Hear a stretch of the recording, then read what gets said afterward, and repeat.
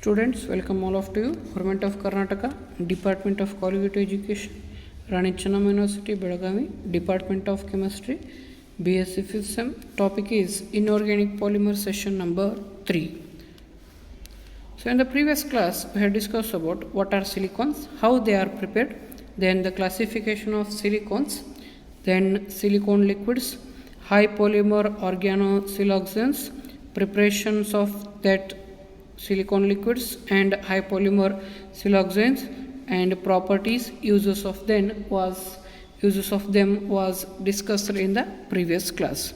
So in this class I will discuss about silicone rubbers, silicone resins, phosphonitrile halides, preparation of phosphonitrile halides, properties, structure and uses of phosphonitrile halides.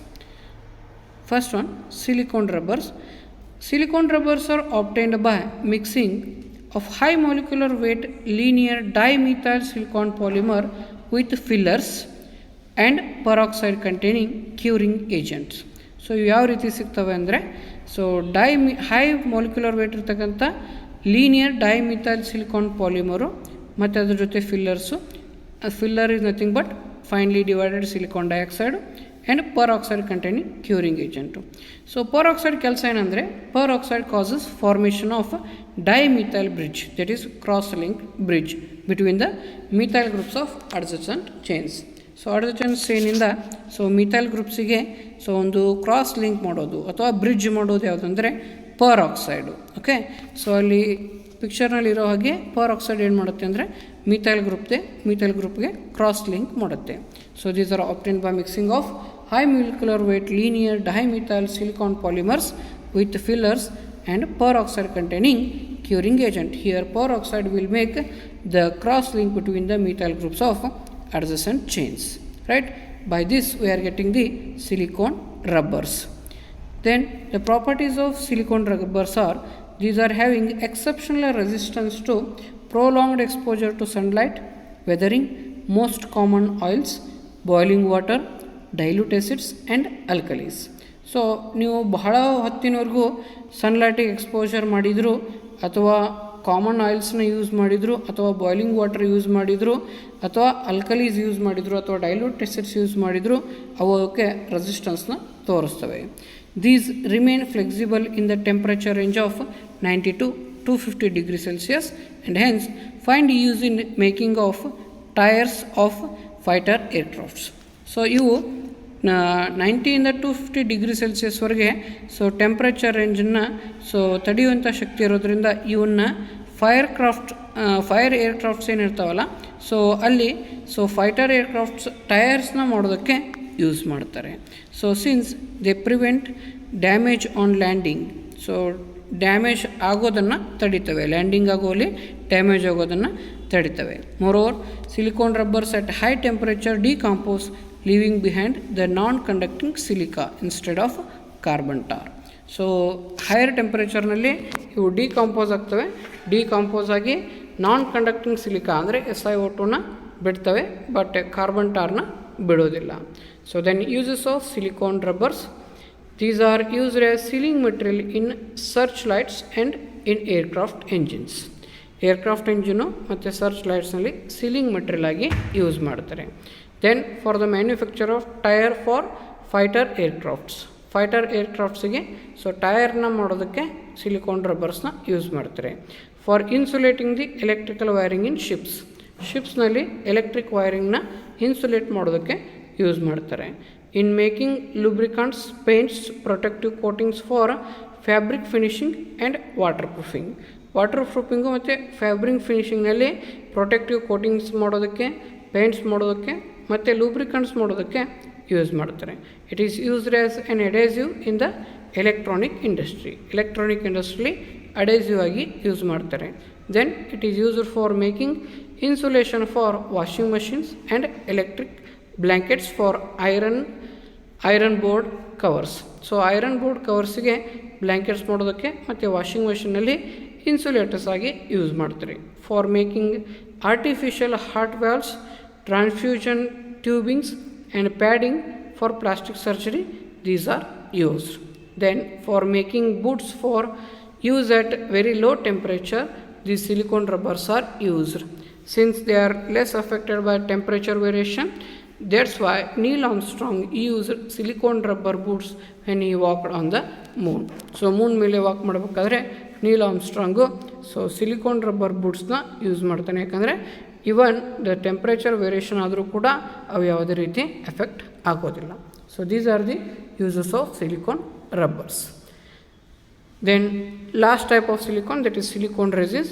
These are highly cross-linked silicones obtained by condensing bi and trifunctional silicone halides such as CH3 twice CiCl2, SiCl2 and CH3 SiCl3. So ಇವು cross linked ಪಾಲಿಮರ್ಗಳಾಗಿದ್ದು, so ಇವು ಯಾವ ರೀತಿ obtain ಆಗ್ತವೆ ಅಂದರೆ condensation ಮೆಥಡಿಂದ obtain ಆಗ್ತವೆ by r tri functional silicon halides. So they undergoing condensation to give the silicone resins. The properties of silicone resins are, these are thermosetting, so possess good electrical insulating property and outstanding heat resistance, temperature up to 200 degree Celsius.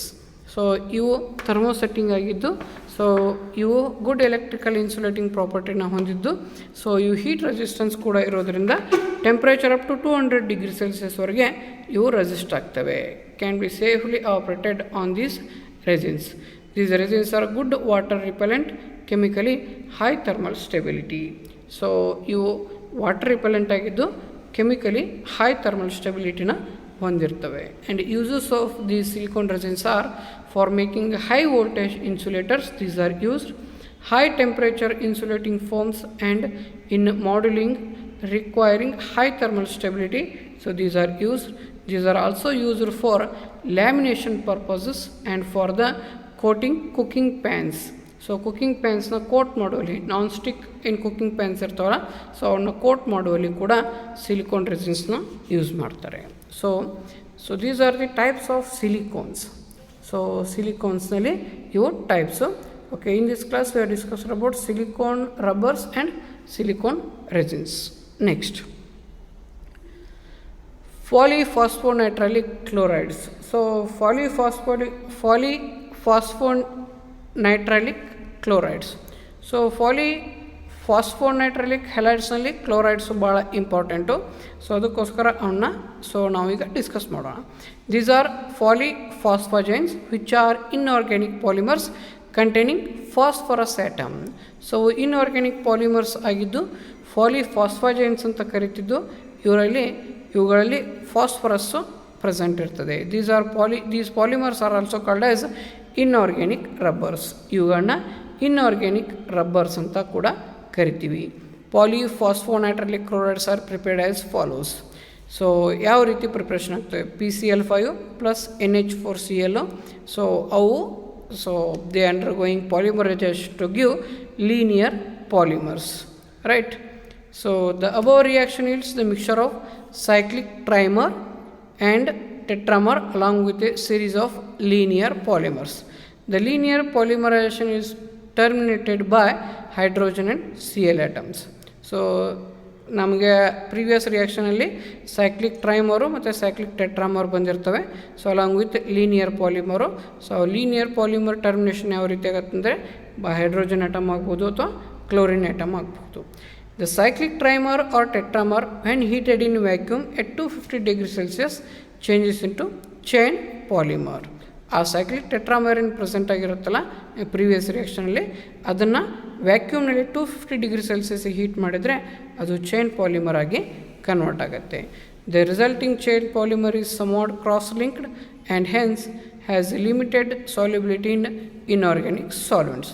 So ಇದು somewhat ಏನಾಗಿರುತ್ತೆ ಅಂದರೆ cross linked ಆಗಿರೋದ್ರಿಂದ so inorganic ಸಾಲ್ವೆಂಟ್ನಲ್ಲಿ limited ಸಾಲ್ಯುಬಿಲಿಟಿನ ಹೊಂದಿರುತ್ತೆ. Polyphosphonitrile chloride is a good elastomer like vulcanized rubber. So ರಬ್ಬರ್ದು ಪ್ರಾಪರ್ಟಿನ increase ಮಾಡೋದಕ್ಕೆ ವಲ್ಕನೈಜೇಷನ್ ಮಾಡ್ತೀವಿ. ವಲ್ಕನೈಸರ್ ರಬ್ಬರ್ ಏನಿರುತ್ತಲ್ಲ, ಸೊ ಆ ರೀತಿ ಇವು ಕೂಡ ಎಲಾಸ್ಟೋಮರ್ಸ್ ಅಂದರೆ so rubber, they are like rubber, vulcanised rubber. That's why they are also called as elastomers. Properties of these phosphonitrile chlorides. These polymers exhibit high elasticity and can be stretched many times reversibly, hence also called as inorganic rubbers. So ಇವತ್ತರಲ್ಲಿ elasticity ಜಾಸ್ತಿ ಇರೋದರಿಂದ so reversible ಆಗಿ elasticity reversible ಇರೋದ್ರಿಂದ stretch ಆಗೋದು reversible ಆಗೋದ್ರಿಂದ ಇವುಗಳನ್ನ inorganic rubbers ಅಂತ ಕರಿತೀವಿ. Freshly prepared samples are soluble in chloroform but not in petroleum ether. However when their solutions are allowed to stand, they get cross-linked and slowly gel. So freshly prepared ಏನಿರ್ತಾವಲ್ಲ ಅವು ಕ್ಲೋರೋಫಾರ್ಮಲ್ಲಿ soluble ಆಗುತ್ತೆ, but petroleum ಈಥರ್ನಲ್ಲಿ ಆಗಲ್ಲ. So when their solutions are allowed to stand, so ಆ ಸೊಲ್ಯೂಷನ್ನ allow ಮಾಡಿದ್ವಿ ಅಂದರೆ they get cross linked, they will undergo cross linking and they becomes gel. So gel ಆಗಿ ಕನ್ವರ್ಟ್ ಆಗುತ್ತೆ. Their storage in the absence of air does not cause any change in elastic property. So absence of ಏರಲ್ಲಿ storage ಮಾಡಿದರೂ ಕೂಡ ಅದರ elastic property changes ಆಗೋದಿಲ್ಲ, but makes them brittle. So brittle ಅಂದರೆ when the mechanical strength is going on it, they are break down into pieces. So therefore they become brittle. This is because the action of moisture forming oxygen bridge from chain to chain. So chain ಇಂದ ಚೈನಿಗೆ oxygen bridge ಆಗೋದ್ರಿಂದ brittle ಆಗಿ convert ಆಗ್ತದೆ, thereby leading to reduction in average length of chain segment at the latest sides. That's why they become brittle.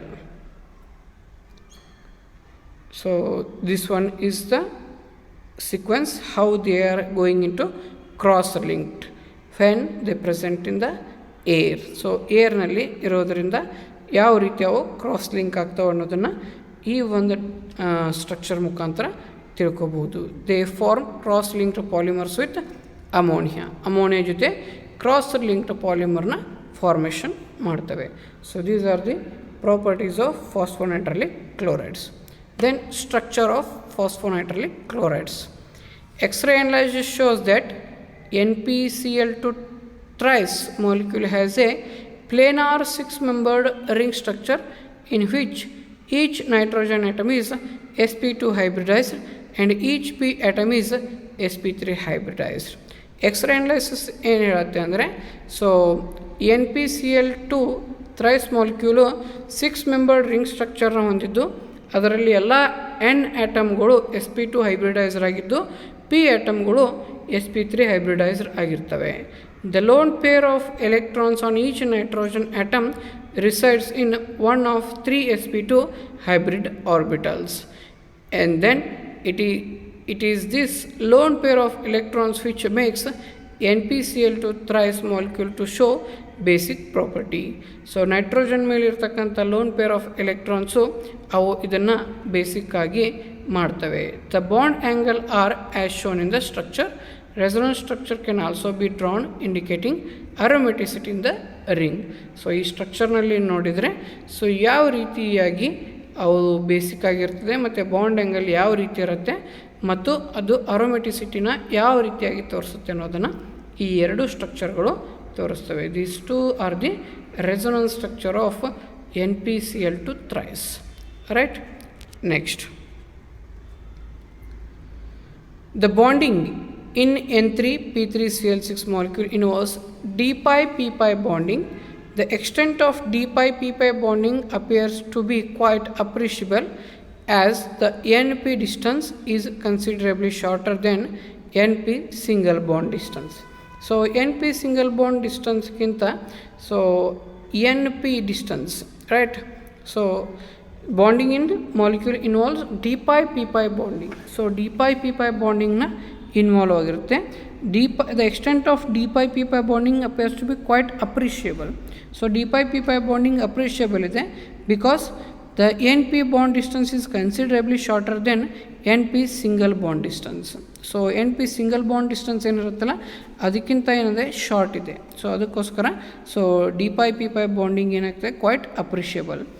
Weather there is a complete delocalisation of pi electron charge cloud on all the ring atoms in C6H6 molecule or there is intensely localized. So ಯಾವ ರೀತಿಯಾಗಿ so benzene ರಿಂಗ್ನಲ್ಲಿ so delocalisation of electrons ಆಗುತ್ತೆ, so ಇಲ್ಲಿಯೂ ಕೂಡ ಅದೇ ರೀತಿಯಾದಂಥ delocalisation of electron ಆಗತ್ತೆ. So ಅದಕ್ಕೋಸ್ಕರ ಸ್ಟ್ರಕ್ಚರು ಕೆಳಗಡೆ ಕೊಟ್ಟಂತಿರುತ್ತೆ. Structure of NpCl2 thrice molecule having complete delocalization of pi electron charge cloud on all the ring atoms. Second structure is structure of NpCl2 thrice molecule having intensely localized island of pi electron charge cloud within the PNP segments. So ಎರಡೂ ರೀತಿ ಇದೆ, ಒಂದು delocalisation ಆಗಿದ್ದು ಇದೆ, ಒಂದು so cloud density ಇರೋದು ಇದೆ. So ಈ ರೀತಿಯಾಗಿ ನಾವು ಸ್ಟ್ರಕ್ಚರ್ನಲ್ಲಿ ನೋಡಬಹುದು. Last the applications of phosphazenes. Phosphonitrile halides find uses in flame proofing of fabrics and plasticizer and as a catalyst in the manufacture of silicones. The long chain vitreous sodium phosphate polymers are employed in the food processing industry. Their use in this industry is based on the interaction of phosphate with proteins. The short chain vitreous phosphate polymer are used for defluctuation of proteins. The potassium corallose salt is employed in the manufacture of sausages to prevent the water loss. The sodium Mardel's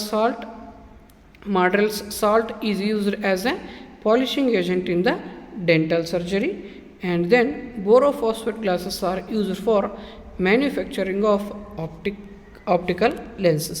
So these are the applications of phosphogens. So this completes the inorganic polymers for BSc 5th sem. So summary of this session is, in this session we learnt about the silicone rubbers, silicone resins and phosphonitrile halides, how they are prepared and what are the properties of phosphonitrile halides and what is the structure of phosphonitrile halides and the applications of phosphonitrile halides. So this completes the inorganic polymers.